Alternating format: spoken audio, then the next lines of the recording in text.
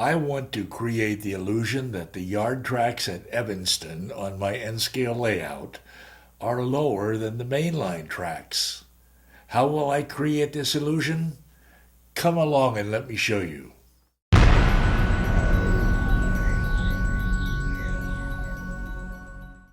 I'm Roy Smith. As you probably know, the profile of yards, sidings, and spurs on real railroads is often lower than the adjacent main lines. I would like to create an illusion that this is also true of the track on my layout. Before getting to work today, let me remind you that I upload Dispatch, the weekly show for model railroaders, on Tuesday nights, and layout updates on Saturday mornings. Be sure to subscribe if you haven't done it yet, and hit the notification bell so that you don't miss any of the upcoming episodes.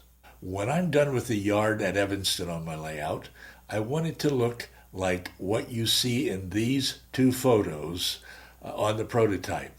If you look carefully, you might be able to see the difference in the profile of the main line track where the intermodal train is running and the adjacent yard tracks. Now, on my layout, the profile of the yard tracks at Evanston will, in fact, be the same height as the mainline tracks, but I want to create the illusion that they're lower. I use Kato Unitrack on my layout, so I can't use the same methods that other modelers might use to create a lower track profile in their yards. Kato N-scale track comes only in code 80, and I won't be using other brands of track that offer, say, code 55 for a lower track profile in the yard. In addition, Kato Unitrack comes with this plastic roadbed installed on it, so I can't lay the ties and rails directly on the plywood sub-roadbed as others might do in their yards. And because of that plastic roadbed, I can't simply use a thinner layer of cork under the yard tracks for a lower profile as others often do. So how am I going to create a convincing illusion of a lower track profile in the yard? Here's how. First, I'm going to use sheets of cork like this in between the tracks to reduce the apparent height of the tracks. The cork sheets I will be using measure 12 inches by 36 inches and are 1/8 of an inch thick.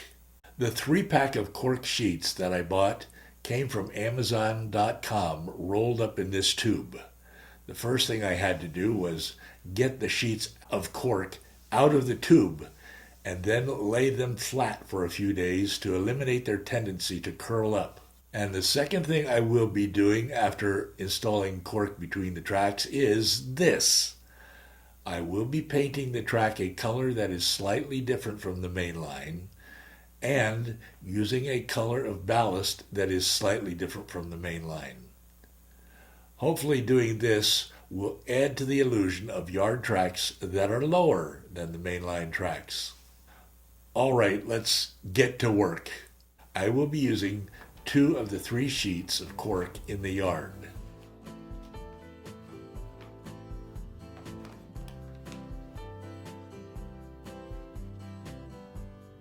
I will have to remove the track in the yard temporarily.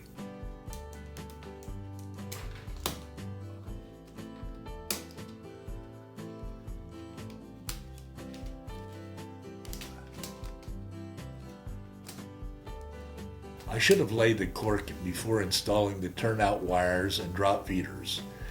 Now I will have to remove not only the track, but I will also have to pull up the wires from below the layout. There, I've removed the track. Now I can lay the cork sheets. I mark and cut the cork to fit the space I have for the yard.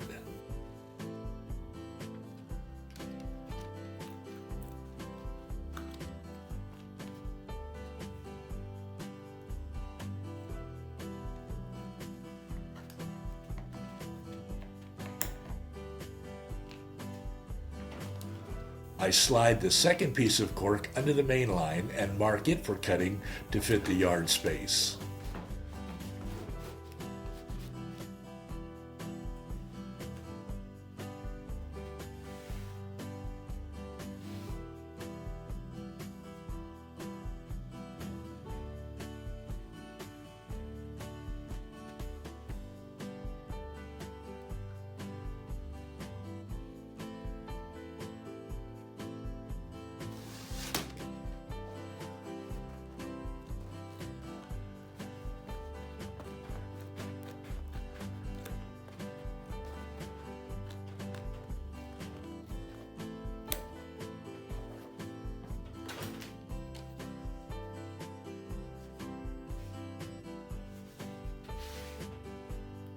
And there it is, cut to fit the yard. Now I have to reinstall the track so that I can mark and then cut where the track will go. Remember, the cork will go between the tracks, not under the tracks.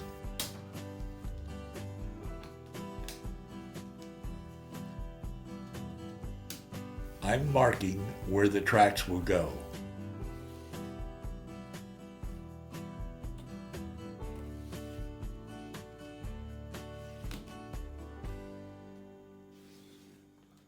Once again, I've removed the track. This is easy to do with Cato Unitrack. You can see the lines where I will have to cut the cork for the track. There, I've cut out the cork where the track goes. And once again, I've reinstalled the track.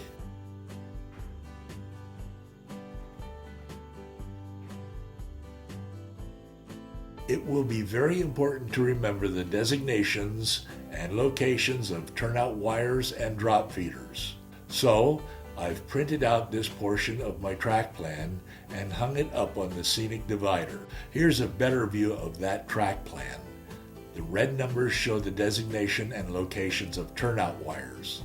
The blue numbers show the designation and locations of drop feeders. Again, this will be very important later on when I am connecting these wires to the bus wires under the layout. I've glued down the cork with white glue and pinned the cork in place until the glue dries. And now, the final step that I will be taking today. I'm painting the cork using a dark gray color. Later on, I will be adding other colors to match the soil between the tracks on the prototype at Evanston. Here again are those two photos at Evanston Yard, showing you the colors that I want to replicate on my layout. In upcoming episodes, we will continue to work on the illusion that the profile of my yard tracks is lower than that of the main line. Don't forget to subscribe and hit the notification bell if you haven't done it yet, so that you don't miss any of those upcoming episodes. Be sure to join me for my next layout update right here on this channel. I'm Roy Smith. Until next time, happy railroading.